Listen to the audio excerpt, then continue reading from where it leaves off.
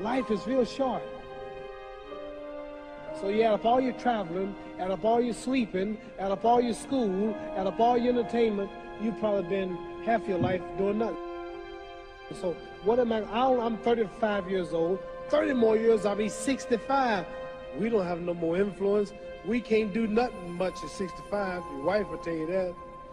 So what I'm saying, when you're 65, ain't too much more to do.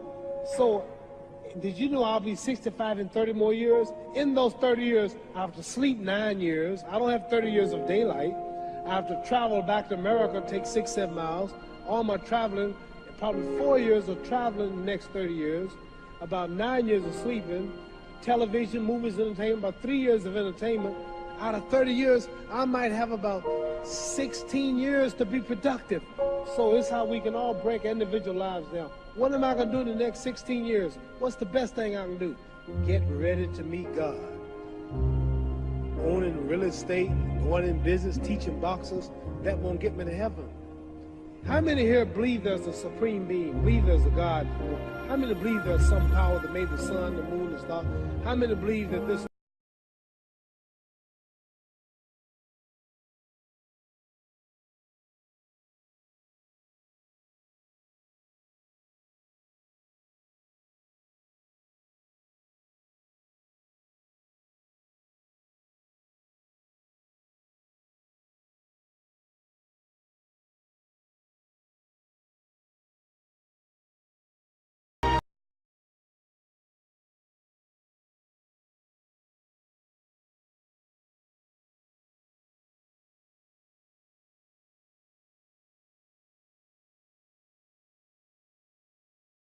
You continue to be unafraid of this man. Yeah, I'd like to say something right here. You know, Cassius Clay, yes. Why do you want to say Cassius Clay when Howard Cosell and everybody is calling you Muhammad Ali? Then why you got to be the one of all people whose color to keep saying Cassius Clay? Howard Cosell is not the one who's going to fight you. I am. You making it really hard on yourself now. Why don't you keep the thing in the sport angle? Why don't you call me my name, man? Well, what's your name? You told me your name was Cassius Clay a few years ago. I never told you my name was Cassius Clay. My name is Muhammad Ali, and you will announce it right there in the center of that ring after the fight if you don't do it now. For the benefit of this broadcast, him, all right? You just acting just like an old Uncle Tom. Another Floyd Patterson. I'm going to punish you. You ain't got no... Back off. Don't call me no Uncle Tom. That's what you are, Uncle Tom. Why are you going to call me Uncle Tom? You heard me. Just back off of me. And so, ladies and gentlemen, as the two contestants prepare for battle right now, back off. Another interview has been recorded for posterity as the two gentlemen continue to promote the fight. Perfect, that's it.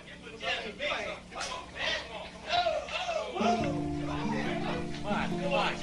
Keep shooting. Fight.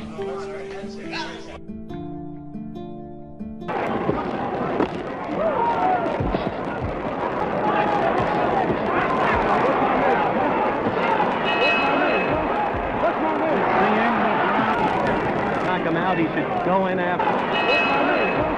What's my name?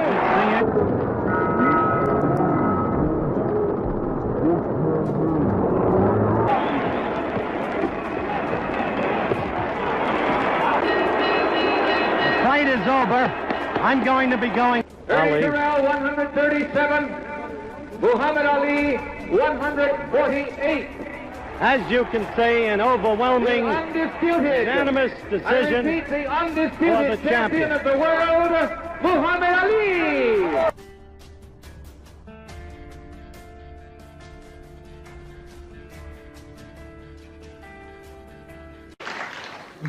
But I mean, you're a public figure, and you're one of those public figures who... Did you say nigger?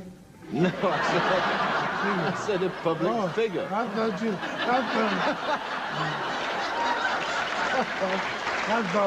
thought you said you're a public nigger. Well, I dare say that. Figure. That's right, oh, figure. I thought, Don't hit you, man. didn't say you're a public figure. I thought you said public nigger. No, okay. public figure. And also, you're one of the public figures. You don't hide from your public. You walk around. You talk to people. You meet people. That's right. Have you ever thought about being assassinated? Didn't I read your mind? You did. See? I wrote a poem. Better far from all I see, to die fighting to be free. What more fitting end could be? Better that I say my sooth. I rather die demanding truth while I'm still akin to youth. Better now that I made own, now that fear of death is gone, never mind another dawn. If I get shot, or something happened to me, it'd have to be because somebody don't like me for what I believe and represent and think. Yes, sir. And I'd die for that. You would. And let me tell you, if somebody want to get you, see, in the Holy Quran, the Islamic Bible, it says, not one soul comes on earth without the permission of Allah, God. Not one soul leaves without the permission. When you die, it's time. So I don't believe that it's time for me to die in that way. If it is, then I welcome it. Because if you're the president and somebody really wanted you, I don't care how much you had security, if somebody would give their life for you, they'd come up and say, give me your autograph. And just take me, don't care. So when a person don't care for his life, you dead. So how can I worry about all the people in the world, all the countries who want me? I don't know. If it happens, it happens. It's God's will. If I ride an airplane, I'm not scared of nothing. And I fly every day and I hate them. You still hate them? Man, we got in a thunderstorm a couple of weeks ago, and that plane went up, went down, the wings did that, and the back tail of the plane shook, and I almost knew it was gonna split and crack. Could you imagine a plane cracking up when you're not dead yet and it split, and you flying out, ah! And you're out there, you're flying through the clouds, and you're waiting to hit the ground, ah! It's a bad feeling. You never lost that fear of flying? I know I fear it, but I always wonder what would happen if something happened. Yeah. So I don't worry about dying. Do you have a bodyguard? Do you have... No. You don't? I got one bodyguard. He has no eyes, though he sees. He has no ears, though he hears. He remembers everything with the aid of mind and memory. When he wishes to create a thing, he just orders it to be and it comes into existence. But this order is not conveyed in words which takes a tongue to formulate or with sound carries ears. He hears the secrets of those under quiet thoughts. He stops those who's that? It's God, Allah. He's my bodyguard. He's your bodyguard. He's the supreme, the wise. So if I can't depend on him, if I get a bodyguard, I'm telling God, I don't trust you. I'm telling God, I'm watching for everybody. He gets at the gun, oh, watching for somebody. No. Allah is my God.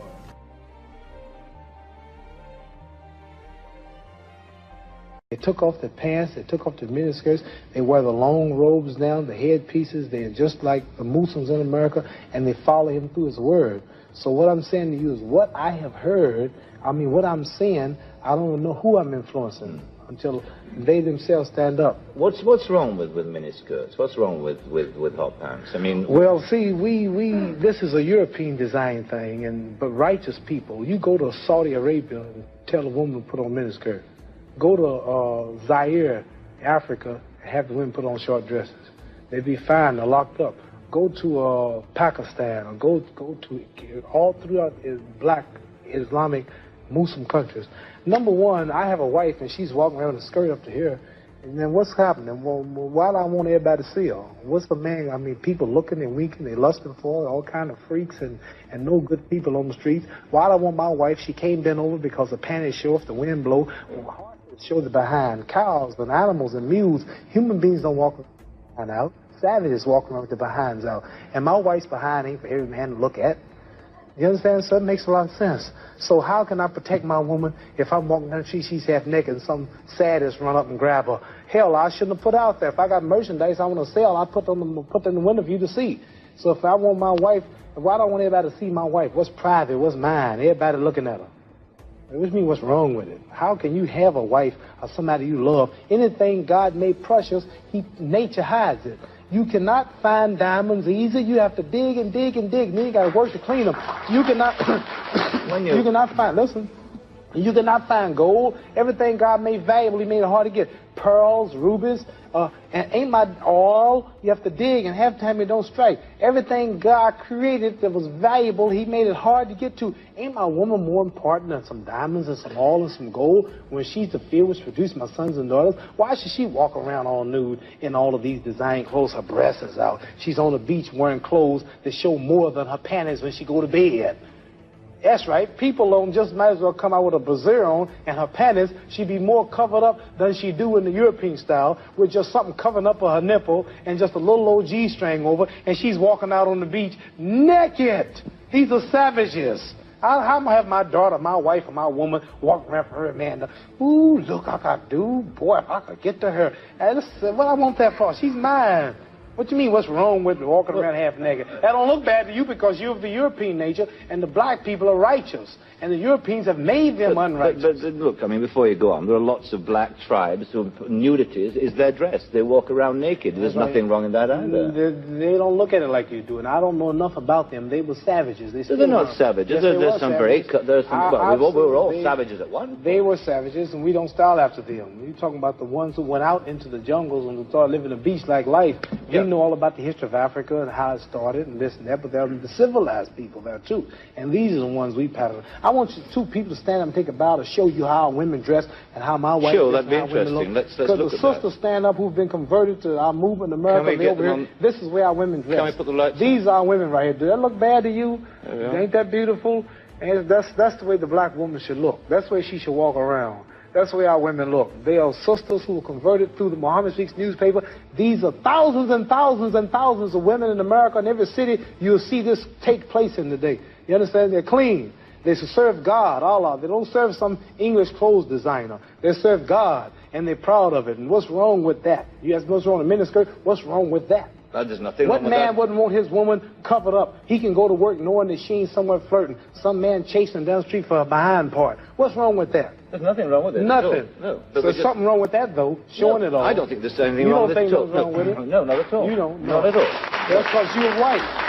That's because your nature is not righteous. Listen, it's not because I'm white and you're black. I mean, that's nonsense. No, your nature is not righteous. How do you mean my nature is not righteous? You said you don't mind your woman walking half naked. You're making some incredible assumptions about me. You tell me it's the truth. You're telling the world on television. Have you got the priority on the truth? Yes, you know the truth more than I do? The truth is that you don't mind your woman walking around half nude. Sure. You don't mind it? No, of course not. Well, then that means you're not righteous. But let me put a point to you. Half nude? Let me put a point to you. And you're a Christian, too? Let me put it... No, Christianity shouldn't back I'm in fact a non-believer, if it comes to that. Oh, well, now I understand why, then. You're a non-believer. I'm sorry. Not at all. I'm sorry, you're a non-believer. You can't say just because if you're a non-believer in God, then I understand why you don't care about morals or nothing. I believe in my own kind of God, like a lot of people do.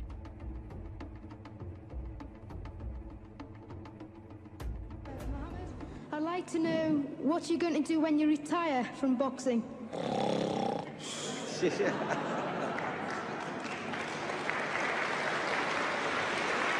I think he's probably taking the last count at the moment. I'll do my best to wake him up for you. Sleep. That's all I'm going to do. That's all he wants to do when he retires. Now, when I retire from boxing, I really don't know. I want to say something right here. This might make you all think. Life is not really long. Let's say the average person, 30 years old. If you're 30 years old, you are not but about 7 years old. How can I prove it? Add up all the 7, 8, 9 hours you slept for 30 years. Out of 30 years, add up all the nights, last night when you went to bed and woke up this morning, you don't remember a thing. You've been unconscious for about 8 years. If you're 30 years old, you slept about 8 years. Okay.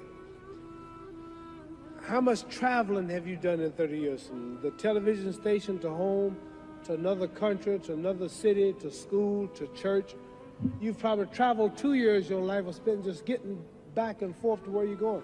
So there's 8 years of sleeping, 2 years of traveling. There's 30 years out of your life before you accomplish anything. How long do you sit in school? In America, we stay in school from the 12th grade from the 1st grade to 12th grade. Same here? Yeah, virtually. 6 hours a day? Yeah. 6 hours a day for 12 years, break it down, you sat in the classroom for 3 years without leaving. Okay, 2 years of traveling, 8 years of sleeping, 3 years of school. How many movies have you went to? How many wrestling matches? How much entertainment? How many movie theaters, live plays, baseball games? Probably 2 years of entertainment. So by the time a man, you older people know him, bear with us what I'm saying, by the time you have children, by the time you have made a way for your children, by the time you've paid for your home, you're pushing 60 years old. So life is real short. So you add up all your traveling, add up all your sleeping, add up all your school, add up all your entertainment, you've probably been half your life doing nothing. So what am I'm 35 years old. 30 more years, I'll be 65. We don't have no more influence. We can't do nothing much at 65. Your wife will tell you that. So what I'm saying, when you're 65, ain't too much more to do. So did you know I'll be 65 in 30 more years? In those 30 years, I have to sleep 9 years. I don't have 30 years of daylight. I have to travel back to America, take 6-7 miles. All my traveling, probably 4 years of traveling in the next 30 years, about 9 years of sleeping, television, movies, entertainment, about 3 years of entertainment. Out of 30 years, I might have about 16 years to be productive. So it's how we can all break individual lives down. What am I gonna do in the next 16 years? What's the best thing I can do? Get ready to meet God. Owning real estate, going in business, teaching boxers, that won't get me to heaven.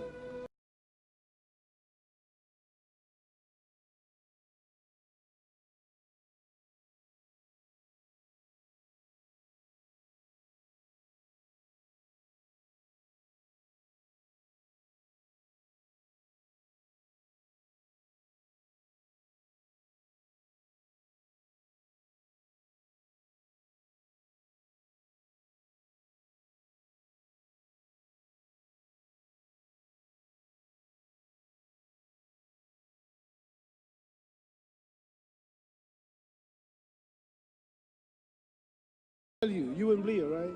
No, somebody's doubting it, yeah, so I'm giving you the answer. That's she wouldn't believe it. If I told her this television station popped into existence, it just, no man made it. You said Muhammad Ali's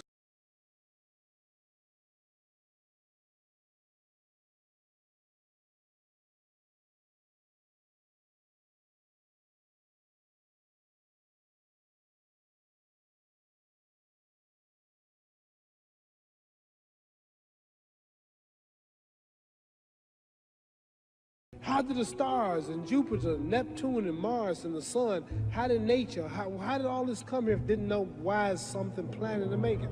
So what I'm saying is, I believe we're going to be judged. Should a man like Hitler kill all the Jews and get away with it? Somebody should punish him. Maybe he get it, don't get it now, he get it when he died. In hell for eternity. So what I'm going to do when I get out of boxing is to get myself ready to meet God, because my plane might blow up. Don't planes blow up in this country sometime and crash? Don't people die every day? Not every day. It's a scary thing to think that I'm going to hell and to burn eternally forever. So what am I going to do? I'm explaining what you asked me question. You ask me questions, I can't just answer like that. When I get out of boxing or when I'm through, I'm going to do all I can to help people. That's why I'm here with Johnny Walker. Here's a poor man, came all the way to America. Here's a bunch of boys need some money, and somebody is calling me to help them. God is watching me.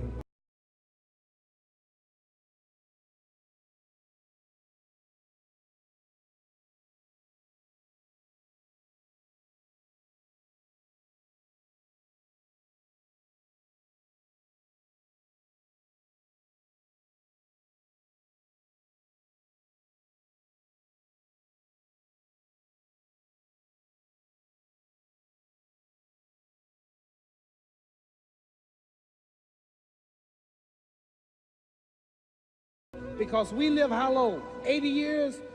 The odds are everybody in this room, some of you are going to be dead 20 years from now, some of you are going to be dead 50 years from now, some are going to be dead 30, and some are going to be dead 60, 70 years from now. We all going to die soon. And if you live to be, say, 125 years old, which we don't do, right? Let's say we live to be 250, and you can have sex for 145 of those years. you're going to come to the end after that. So we don't have it about 80 years on earth. This is a test to see where will we spend our life in heaven and hell. This is not the life now. Your real self is inside you. Your body gets old. Some of you go to look at the fridge, you don't have no teeth. Your hair is leaving you. Your bodies get tired. But your soul and your spirit never die. That's going to live forever. So your body is just housing your soul and spirit. So God is testing us on how we treat each other, how we live, to see where our real home be in heaven. So this physical stuff don't last for so long. So my car, this building is going to be here when the man who built it dead. There have been many kings and queens of England. They're all dead. After this one is gone, another one will come. So we don't stay here. We're just trustees. We don't own nothing.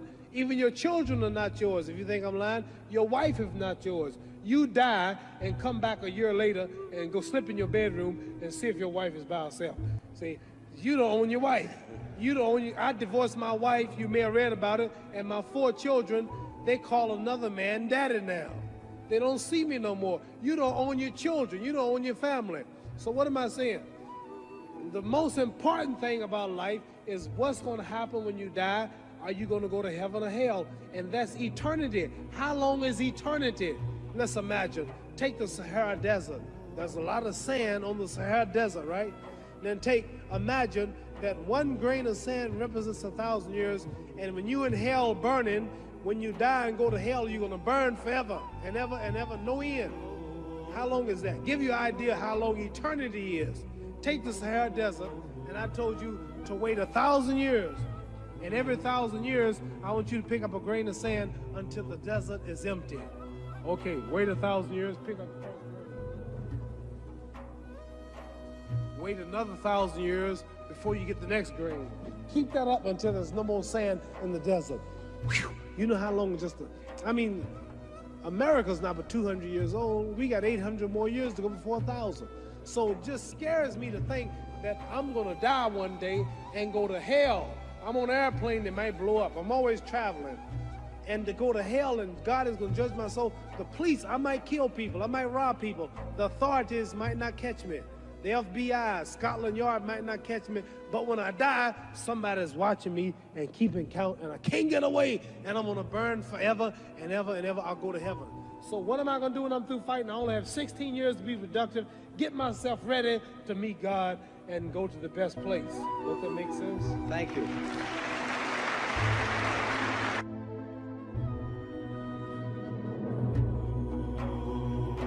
The news that is made in this book is that while everyone knows you suffer from Parkinson's syndrome, there is the damage to your brain has not affected your mental capacity at all. It hasn't. I hope not.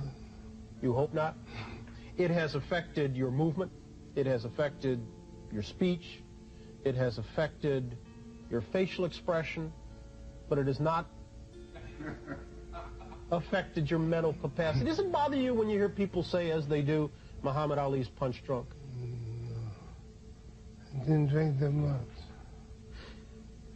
Does it bother you when people say, no, you know, you should have gotten out earlier, you're sick as a result of the punches? If I thought if I did, I wouldn't come on the show. You wouldn't come on here? No, because I'd be worried about what you asked me. When you look at the old pictures of the fast-talking, fast-moving... You show me a picture of me. You show me a picture of you and myself, and we look much younger then. Things change. Does your present condition upset you? Does it bother you? Only a trial from Allah.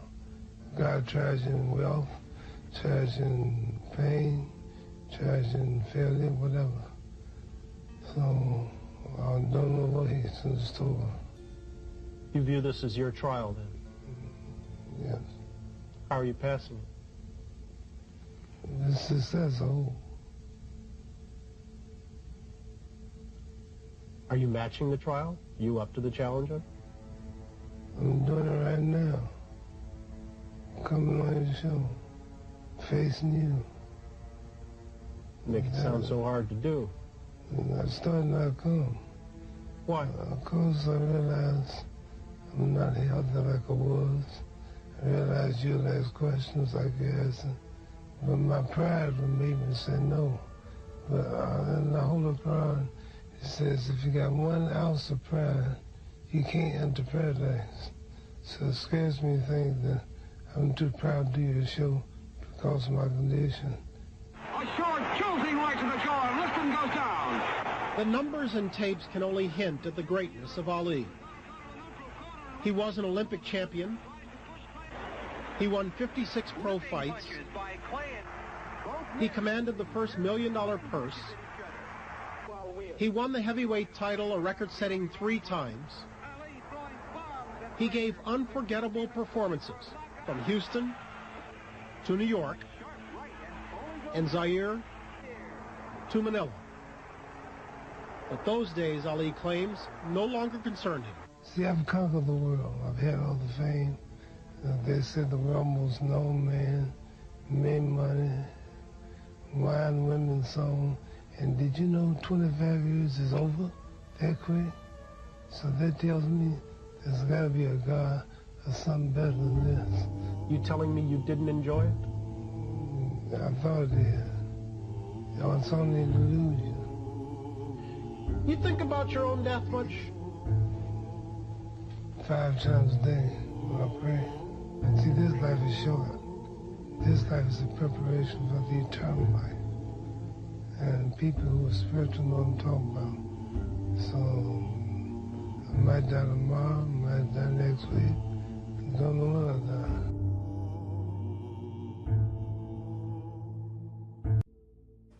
He didn't want his star on the sidewalk. Of the 2,500 stars on the Walk of Fame, Ali's is the only one which is actually up on the wall instead of embedded into the ground. It was a matter of religious conviction for the champ because his name was Muhammad. At the time he said, quote, "I bear the name of our beloved Prophet Muhammad, and it is impossible that I allow people to trample over his name." Today, fans of Ali lined up to take pictures with the star, a tribute not just to Ali's fame, but also to his uncompromising spirit. Even in Hollywood, Muhammad Ali refused to be anyone other than himself.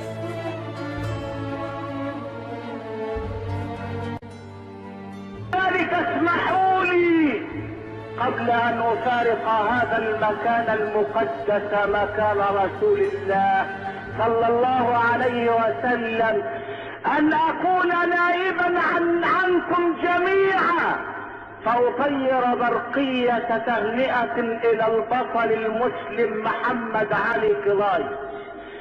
أنا لا أهنئه بنصره على خصمه جورج فورمان، إنما أهنئه على هذا التصريح الذي أدلى به وأذاعه المعلق الرياضي في إذاعة لندن.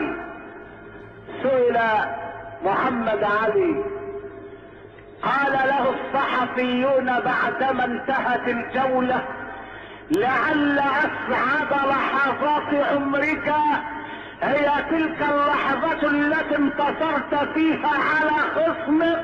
فقال محمد علي الأمريكاني: لا، إن أسعد لحظات عمري يوم عرفت الله ودخلت دين محمد رسول الله.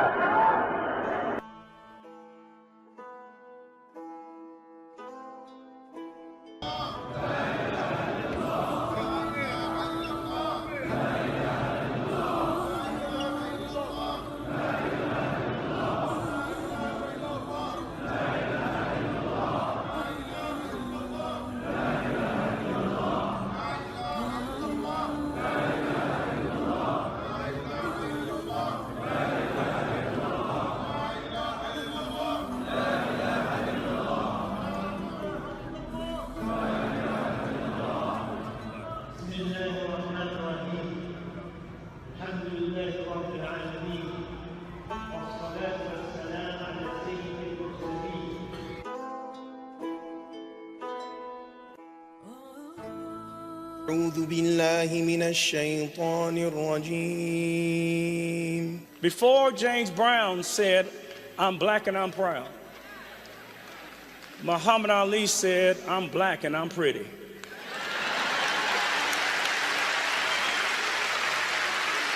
and he dared to love black people at a time when black people had a problem loving themselves. How do we honor Muhammad Ali?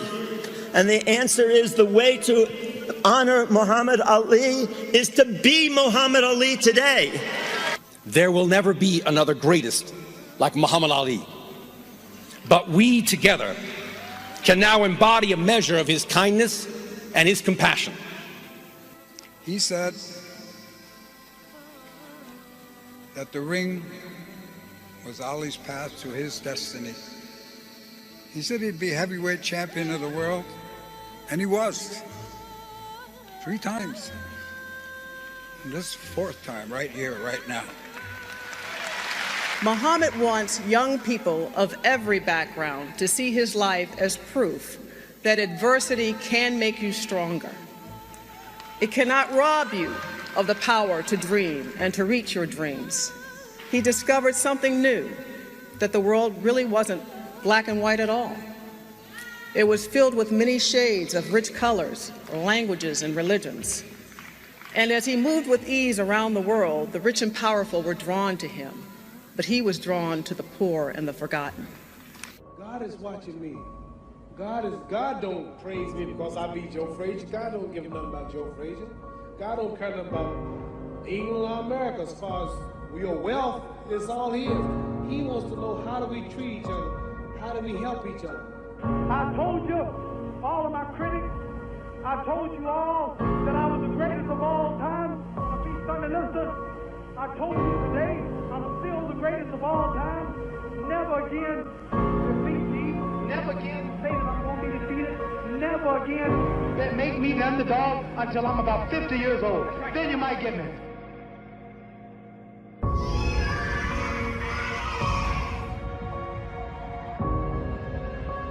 When I die, somebody's watching me and keeping count, and I can't get away, and I'm gonna burn forever and ever and ever. I'll go to heaven. So what am I gonna do when I'm through fighting? I only have 16 years to be productive, get myself ready to meet God and go to the best place. If that makes sense. I said, I got leukemia and I lost all my hair. I'm getting this chemo. And Ali said, I'll tell you what, I'm gonna beat George Foreman and you're gonna beat leukemia. The boy looked at him and said, oh, I hope you're right, Ali. The 6th round, he whispered in my ear after I hit him in the side, that all you got, George? I'm gonna beat George Foreman and you're gonna beat cancer. Trees have a purpose. What's the purpose of a cow? Okay, what's the purpose of the sun? The sun. Sun. To give us light and peace. To make things grow. So everything God makes, cows, horses, stars, ants, everything has a purpose. Now what's your purpose? You're a human being. If God made the sun have a purpose, humans have a purpose too. And you haven't found your life purpose yet, have you? Yeah. If everybody's born for purpose, what do you think you were born for?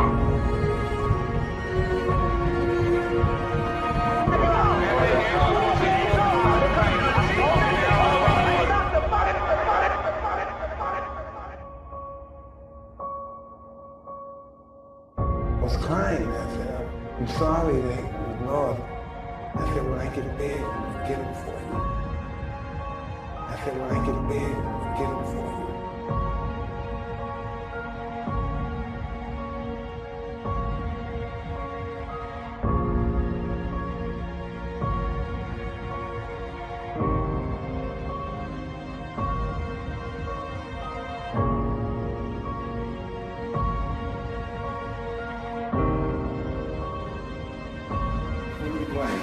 Come on, how you think? You know, throw it out there. Go on. Let's see this thing out there. How did the moon get out there?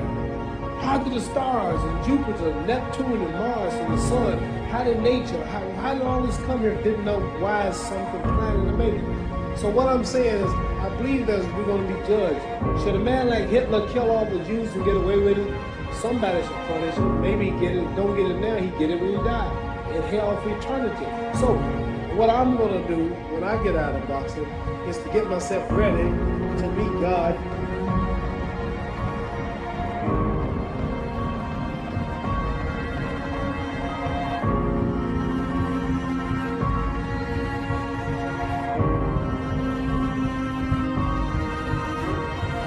I must be the greatest.